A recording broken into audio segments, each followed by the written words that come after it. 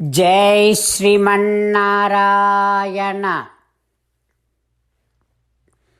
శ్రీమద్భగవద్గీత 4వ అధ్యాయము జ్ఞానయోగము 17వ శ్లోకము.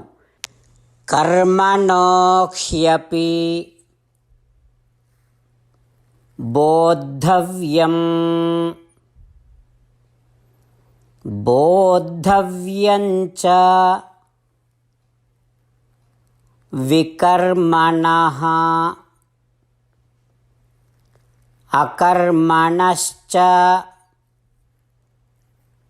బోద్ధవ్యం గహనా కర్మణో గతిః. ఓం. గీతాచార్యుడు శ్రీకృష్ణ పరమాత్మ అర్జునుడితో పాటు మనందరికీ జ్ఞానయోగాన్ని ఉపదేశం చేస్తూ ఉన్నాడు.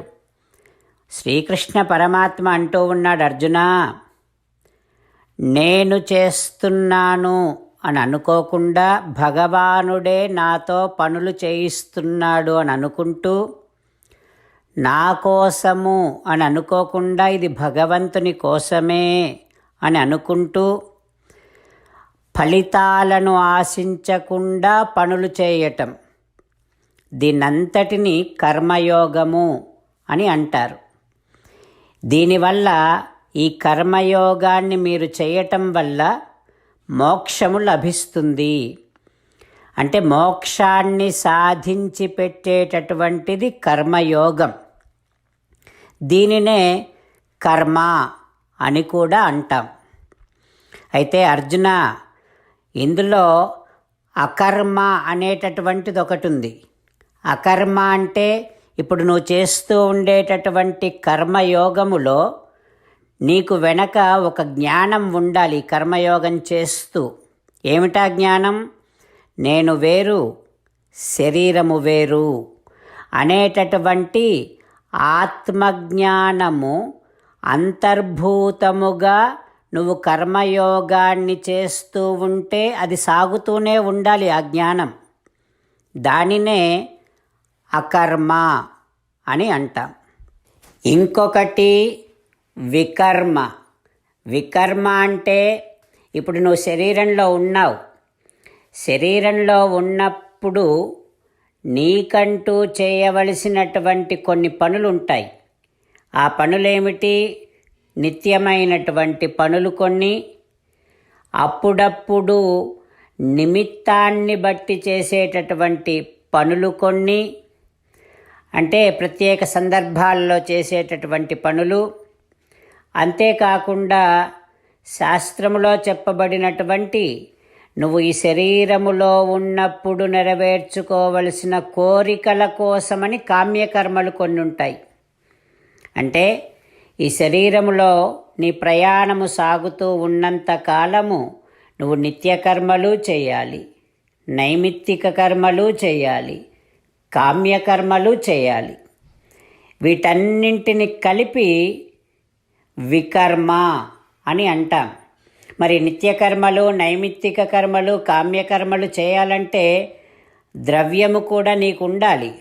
ఆ ద్రవ్యార్జన కూడా ఈ వికర్మలోనికే వస్తుంది. ఈ రకంగా కర్మను 3 భాగాలుగా మనం అర్థం చేసుకోవలసి ఉంటుంది. కర్మ, అకర్మ, వికర్మ. ఇది అర్థం చేసుకోవటం అంత తేలికైనటువంటి పనేమి కాదు అర్జున అంటూ భగవానుడు ఎంతో నిగూఢమైనటువంటి ఈ కర్మకు సంబంధించిన జ్ఞానాన్ని మనందరికీ అనుగ్రహించబోతూ ఉన్నాడు. ఆ పరమాత్మ యొక్క దివ్యమైనటువంటి కృపా విశేషాన్ని మనసారా భావన చేస్తూ పరమాత్మ పలికినటువంటి పలుకులను మనము అదే విధంగా పలికే ప్రయత్నం చేద్దాం. కర్మణో హ్యపి బోద్ధవ్యం బోద్ధవ్యం చ వికర్మణః అకర్మణశ్చ బోద్ధవ్యం గహనా కర్మణో గతిః. అంతేకాకుండా మనం ప్రతిరోజు శ్రీమన్నారాయణుడికి ఒక 8 పనులు చేస్తాం అని మాట ఇద్దాం. ఎందుకంటే శ్రీకృష్ణ భగవానుడు 18వ అధ్యాయములో 65 నుండి 70వ శ్లోకాల ద్వారా శ్రీమద్భగవద్గీత అంతటికీ సారభూతముగా మనకు 8 పనులు చేయమని చెప్పాడు. అలా చేస్తే చాలు, నేను మిమ్మల్ని అన్ని విధాలుగా రక్షిస్తా అని ప్రమాణపూర్వకముగా ప్రతిజ్ఞ కూడా చేశాడు. అందుకని శ్రీమద్భగవద్గీతను అంతటినీ విన్న తర్వాత అర్జునుడు కూడా చివరకు కరిష్యే వచనం తవ, కృష్ణ నువ్వు చెప్పినట్టే చేస్తా అని అన్నాడు. కనుకనే భగవానుడు అర్జునుడికి అన్ని విధాల విజయాన్ని అందించాడు. మనం కూడా ప్రతిరోజు శ్రీమన్నారాయణుడికి ఆ రకంగానే మాట ఇద్దాం.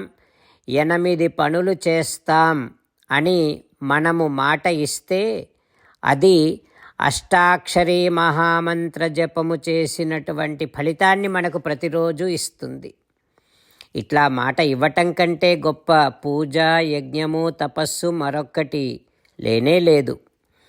అందుకని నేను అంటూ ఉంటాను, మీరు మనస్సులో భావిస్తూ ఉండండి.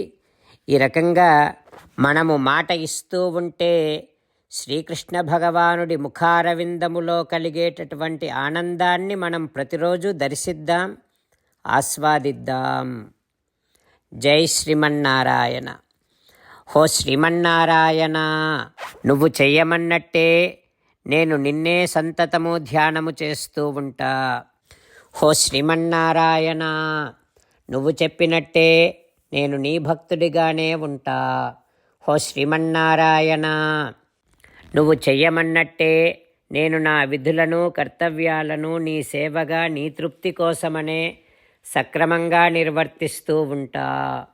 హో శ్రీమన్నారాయణ, నువ్వు చెప్పినట్టే నేను నీవాడిని అనే మహావిశ్వాసముతో నీకే నమస్కరిస్తూ ఉంటా. హో శ్రీమన్నారాయణ, మామేకం శరణం వ్రజ, నన్ను ఒక్కడిని మాత్రమే శరణు వేడుకో అని నువ్వే అన్నావు కనుక నేను నిన్ను ఒక్కడిని మాత్రమే శరణు వేడుకుంటా. హో శ్రీమన్నారాయణ, మా శుచః, ఇక దుఃఖించకు అని నువ్వే నాకు భరోసా ఇస్తున్నావు కనుక నేను ఇక దుఃఖించను. హో శ్రీమన్నారాయణ, నువ్వు చెప్పినట్టే నువ్వు నా కోసమని అనుగ్రహించినటువంటి శ్రీమద్భగవద్గీతను ప్రతిరోజు కనీసము 1 శ్లోకాన్నైనా జ్ఞాపకం చేసుకుంటూ శ్రీమద్భగవద్గీతను అనుసంధానము చేస్తూ ఉంటా. హో శ్రీమన్నారాయణ, నువ్వు చెప్పినట్టే నువ్వందరి కోసమని చెప్పినటువంటి శ్రీమద్భగవద్గీతను తెలియని భక్తులందరికీ తెలియచేసే నా వంతు ప్రయత్నాన్ని నేను నిరంతరము కొనసాగిస్తూనే ఉంటా. హో శ్రీమన్నారాయణ, నేను నువ్వు చెప్పినట్టే చేస్తా, నీకు నచ్చినట్టే ప్రవర్తిస్తా, నీకోసమే పని చేస్తూ ఉంటా. కరిష్యే వచనం తవ. జై శ్రీమన్నారాయణ. భక్తులకు ప్రత్యేకమైనటువంటి విజ్ఞాపన. మీకు అన్ని విషయాలలో వెంటనే మంచి ఫలితాలు రావాలి అనంటే ప్రతిరోజు 1 నిమిషం వెచ్చించి నారాయణాస్త్రాన్ని చదవండి. ఇక మీకు తిరిగే ఉండదు. నారాయణాస్త్రాన్ని పొందడానికి మీరేం చేయాలంటే నారాయణాస్త్రం అనే వెబ్సైట్కి వెళ్ళి మీ పేరు, మీ ఈమెయిల్ ఇస్తే మీ ఈమెయిల్కి నారాయణాస్త్రం PDF వస్తుంది. అందులో ఒక రామాయణ శ్లోకం, ఒక గీతా శ్లోకం, ఒక విష్ణునామం ఉంటాయి. ఆ 3ంటిని కలిపి నారాయణాస్త్రం అంటాం. ప్రతి ఒక్కరికి వేరువేరు శ్లోకాలను ఇస్తున్నాం. ఆ రకంగా ఎవరి శ్లోకాన్ని వారు ప్రతిరోజు తప్పనిసరిగా చదవటం వలన ప్రతిరోజు ప్రతి 24,000 భక్తులతో ఒకసారి సంపూర్ణ రామాయణ పారాయణ, 33 సార్లు శ్రీమద్భగవద్గీత పారాయణ, 24 సార్లు శ్రీ విష్ణు సహస్రనామ స్తోత్ర పారాయణ జరుగుతుంది. ప్రతి ఒక్కరికి అంతటి విశేష ఫలితము ప్రతిరోజు లభిస్తుంది.